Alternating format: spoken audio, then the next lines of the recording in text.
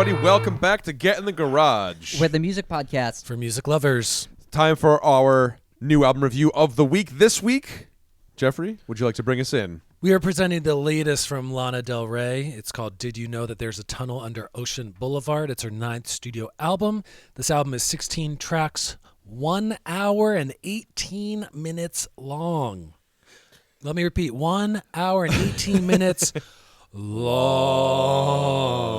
This album is produced by Lana Del Rey, Jack Antonoff, Drew Erickson, Mike Hermosa, Zach Dawes, and others. This kind of was my first earnest foray into Lana Del Rey because I've tried to give her a chance so many times. Every new album that comes out, I throw it on, and within 2.5 songs, I'm just like, yeah, this is hitting me like a Michael Jackson sized IV drip of propofol. And I'm just like, I can't do it. Yeah. But this being the task to review this album, I gave it a good listen. I listened to it front to back. I listened to it again. I think I actually listened to this a third time. I enjoyed this album, and I especially enjoyed it more than I thought I would because I was assuming that I would be bored by it, et cetera, et cetera. What did you guys think about this album? I would agree with you in saying that this is my first real shot. I think we could kind of say that across the board. I've never listened to anything by this artist. Ever. Yeah, neither have I. I mean, Lana Del Rey's a name that I've seen kind of in and out, and all that stuff, but never really given it a fair chance. I will agree with Jeff, too, in the way that I was pleasantly surprised. I thought it was a great album. I listened to it about 3 times as well, front to back, and it was very long. If I have one major critique of the record, it was very, very long, but I was also pleasantly surprised. I probably will say, I've stayed away from this artist because I thought it wasn't something I'd be into at all. But having sat into this, I think what Jeff said too, I was even more pleasantly surprised with what I had heard. What comes across to me instantly about this record is that Lana Del Rey is making pop music, but it is also very in the classic style of music. It's kind of got a lot of Joni Mitchell and classic touchstones going on that make it very classic. The songwriting on this record is very elevated from her peers. She is a masterful songwriter. I feel like that comes across in this record. The wordplay on here is interesting. Yeah. The forthcomingness with her life and what's going on in it, and the way she writes about it in veiled detail and metaphor, I find is very refreshing for an album that's stylized as a pop record. Again, a little long, but I feel like it has a lot of very fruitful things that come out in each listen, and I think I listened to this probably 10 or 15 times. Whoa. Tons. This has been the only thing I've been listening to. It really captivated me when it came out, even so much so that you will see I have purchased this record because I enjoy it. Putting his money where his mouth is. I did. I put this on after the second listen. I went, I'm going to go get this record right now because if I don't, I'm going to be disappointed because there was a lot of songs I had stuck in my head I was singing and I just enjoyed. So yeah, that was where I'm at on it. A special creative shout. I said Jack Antonoff played a heavy role in this production. He's credited as a co-producer on maybe 12, 13 of the 16 songs. Jack Antonoff works with Taylor Swift and Lorde and St. Vincent and a bunch of other people. His style is very, he did the 1975 record, very Breakfast Club 1980s style, but he kind of, I think, just worked as a singer-songwriter producer on this because this album is dominated by piano. It's dominated by string arrangements that were handled by Drew Erickson, another producer on the album. The songwriting, the style is dreamy and I say sleepy, not as a negative thing, but in that kind of chanteuse type of classical, floaty type of style. Some of the strongest songs, in my opinion, are in the center of the album. Out of the 16 tracks, my highlighted favorite run is starting with track 8, Kintsugi, Fingertips, Paris, Texas, Grandfather, Please Stand on the Shoulders, ... and Let the Light In. I think those are the strongest songs, and they're dead set in the center of the album. I think that this album's length is maybe strange, especially in this era, because this is like the TikTok generation, and the fact that she's like a voice of the generation and she makes songs that are like 6.5 minute long things. I'm just like, how does that exist? Like, how are all the kids 10, 15 years younger than us like super into this artist? But I guess it just works. My critique, I would have loved to see like 6 of the songs brought down by a minute or a minute and a half. Like the 6.5 minute mark, you start to kind of on most of them. The interludes, I love John Baptiste. I love his energy. I love his laugh, but I don't need a 3-minute John Baptiste like singing and playing piano interlude. I don't need the preacher interlude at all, which is like 4.5 minutes long. The Judah Smith, where he's doing a sermon and she probably was just recording it on her phone and she's like listening and laughing, and just X that shit out and we could have like a 55-minute album. Very good critiques. I feel that way a little bit about the interludes. Like, in some way, it's interesting to have them and their reflectiveness of like the nature of her life and those things. But another point, they make this album longer than it needs to be.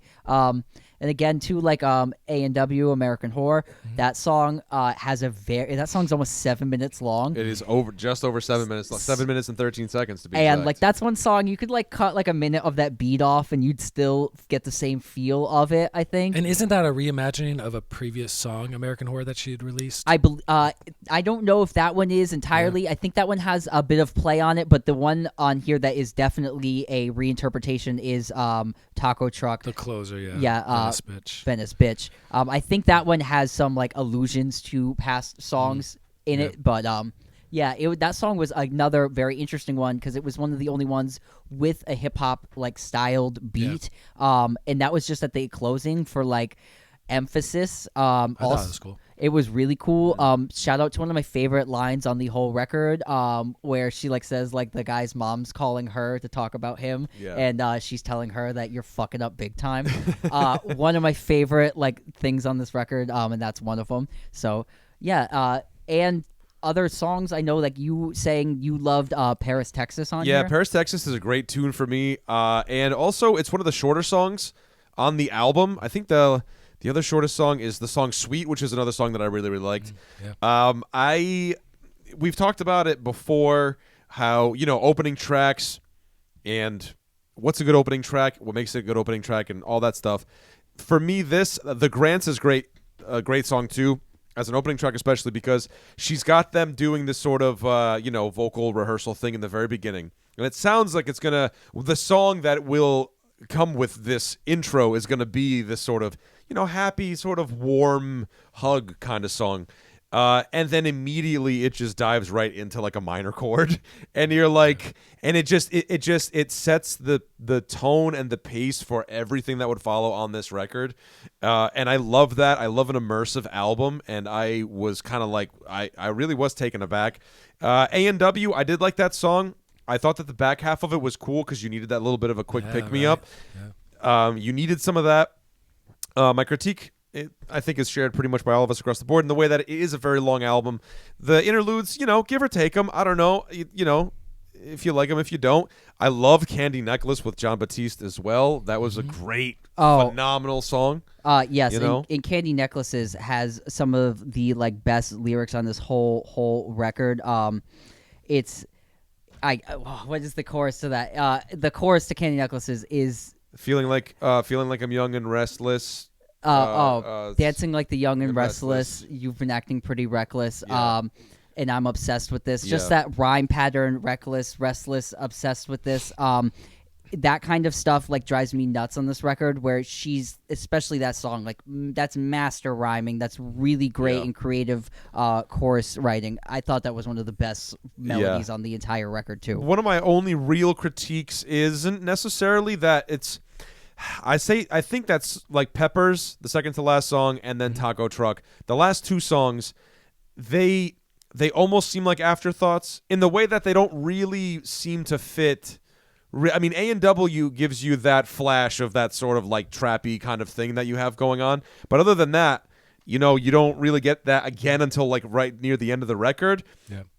I'm split in my way of saying either trim the fat, cut 15 and 16 off and remove the interludes, or at the very least those two songs, I think they should have kind of been peppered in the meat of the record, Sure. so that way you can get that bump up and then you can go sleepy again, because you need that little bit of thing. The interludes broke it up, but I think those would have been more effective as breaking the album up and kind of making it like, oh, okay, so this is like a, Here's my disagreement to this. I think this record kind of starts off talking about a person and family, kind of gets interlude with a bit of like spiritualism, and I feel like that back half of the album, like Jeff had started his favorite run, which is Kintsugi Fingertips. From there, I feel like that starts to bring in the nature of the relationship that is kind of foreboding the first half of this album. Yep. And she really starts to bring it into full focus in what I believe kind of resolves in the song Peppers, where she states "my boyfriend," where everything else in the previous sections of this album, she is uncertain about what the significant other relationship that she's been singing about is.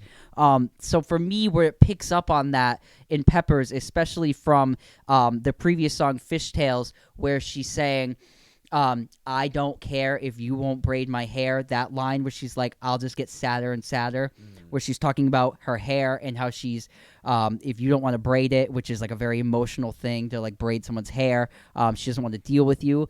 And then into the next song where the refrain in the chorus is, hands on my knees, braid my hair. And it's like my boyfriend, and it's more of like a I'm in love feeling. So it like brings that record in for me and like really finalizes it at that moment where it's more of like a this is where I am now. And again, like those two songs are like dovetailed together. Margaret has a lot going on that Paris, Texas has, the when you know, and then in Margaret, she's refraining like when you know in a different way. So I thought that was interesting. All over this album, the songs are referencing one another, and especially in the earlier tracks, when you go down, she's referencing back to previous things she's like referenced and said and felt. So I was super into this. For me, it was the writing, and if you can't tell, that's where I was like gushing about this record. The writing for me, it's all that's where like because if like Jeff said, it's pretty like a sleeper album. If you have it at a low volume, it's not really gonna perk your ear up at all. And it's very long. So for me, this kind of had like a masterful writer's sense to it that really got me engaged and sucked in.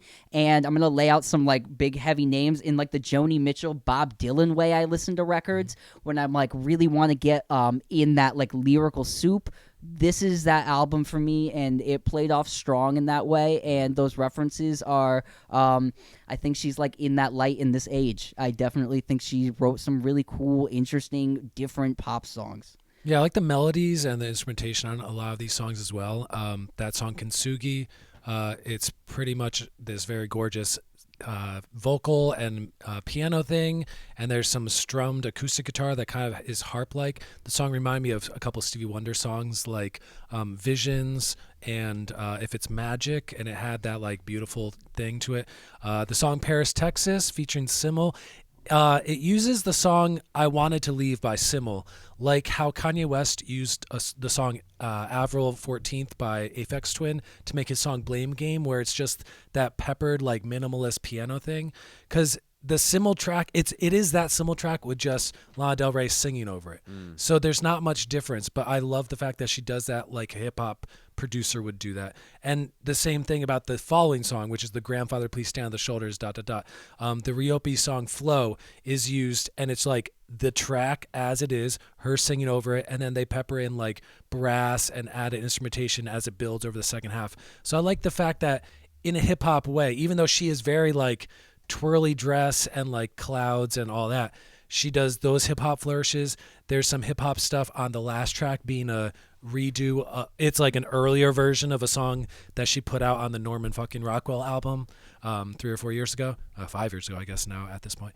But I like the fact that like as much as she is just like a singer, she still approaches music like how hip hop has influenced this generation of musicians to like put those little flourishes in. Fishtail has some electronic drums that come in. They're simple, they're understated, but like as the electronic drums come in, the voice starts to auto-tune. slightly. So I like those little things in here. I love the string arrangements by Drew Erickson. There you go. Yeah, it's a beautiful album. I was very impressed, and I thought I would be like, it's a 5 or 6, but I think it's much stronger than that. Yeah. I just wanted to shout out too when you said that, like she sings over that. It's not very much unlike what a lot of what Paul Simon has done in his career, where he sings over like just straight up like that song is this track, and then like so that was like interesting too. I didn't really think about it. Oh, how about this track?